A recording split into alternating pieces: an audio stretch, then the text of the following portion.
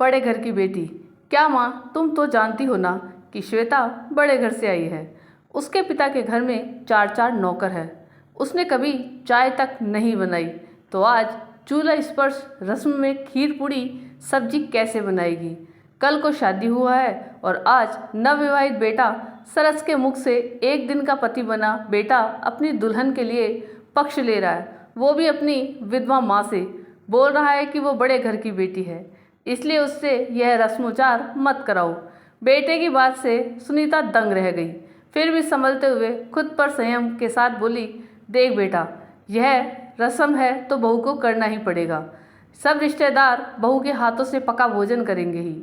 साथ में जेठ ससुर के द्वारा शगुन उपहार नेक दिया जाता है, ताकि नवविवाहिता को सुखमय जीवन व्यतीत करने हेतु ससुराल पक्ष के पुरुषों का आशीर्वाद मिले। ठीक है माँ, तुम सुहानी को भेज दो, वो श्वेता को लिवा जाएगी और तुम किचन में मदद कर देना। रजामंदी दिखाती हुई सुनीता देवी चली जाती है। लाल रंग की चटक साड़ी में बहू श्वेता बहुत सुंदर लग रही है। उसे देख सास बनी सुनीता निहाल हुए जा रही, किंतु अपने ही कोख जना आत्मसात का करने वाला कथन से व्यतीत है कि अभी से अपनी पत्नी का पक्ष ले रहा है। भगवान ही जाने नवीन बहू के रंगढंग कैसे हैं। श्वेता अपनी सासू माँ के पैर छूकर आशीर्वाद लेती है। बहू, आज रसोई घर का रस्म है, इसलिए मैं खाना बना देती हूँ, बस तुम पके हुए भोजन को स्पर्श कर देना और अपने हाथों से ही परोस कर बड़े जेठ ससुर को खिलाना। ऐसा करो, यहाँ स्टूल पर बैठ जाओ, कहकर सुनीता झट से उबले हुए आलू को छीलने लगी और सुहानी को फ्रिज से दूध निकालने को कहकर जैसे ही मुड़ती है, श्वेता फ्रिज से दूध निकाल रही है और सुहानी से डेगची देने को कहती है। अरे बहू, तुम बैठो ना, हम और सुहानी मिलकर भोजन तैयार कर लेंगे। लेकिन श्वेता अपनी सासू माँ को पकड़कर स्टूल पर बिठा देती है और सुहानी के साथ मिलकर सारा व्यंजन पका लेती है।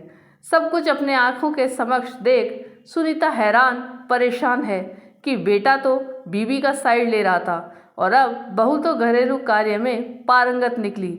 और तो और बहू के हाथ का पकवान खाकर सब उंगली चाटते रह गए। सारे रिश्तेदार चले जाते हैं। तब सुनीता अपने बेटे सरस और बहू से पूछती है कि वो बिना जाने कैसे कहने लगा कि बहू को खाना बनाना नहीं आता है, जबकि बहू तो ऑलराउंडर निकली और पाक कला में निपुण भी। इतना सुगना था कि दोनों हंसते हंसते बोल पड़े, अरे माँ, यह सारा तेरी बहुरानी का प्लान था।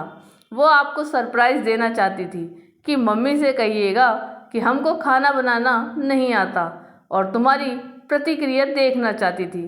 लेकिन माँ, तुम तो धन्य निकली, मेरे कठोर शब्द सुनकर भी विचलित नहीं हुई और अपनी बहू के साथ किचन में सहयोग देने के लिए डट कर खड़ी थी।